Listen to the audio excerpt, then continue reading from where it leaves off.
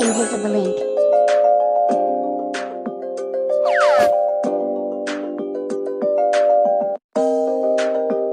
Take paper.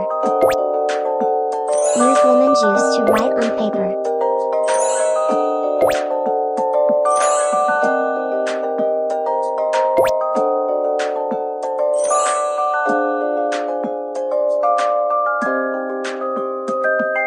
Take candle and ignite it.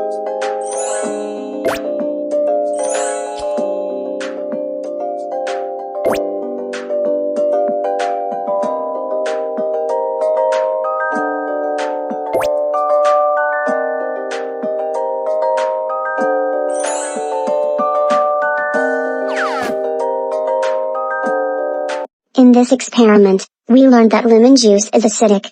When it's heated it goes through a reaction known as oxidation. This will turn the lemon juice and brown.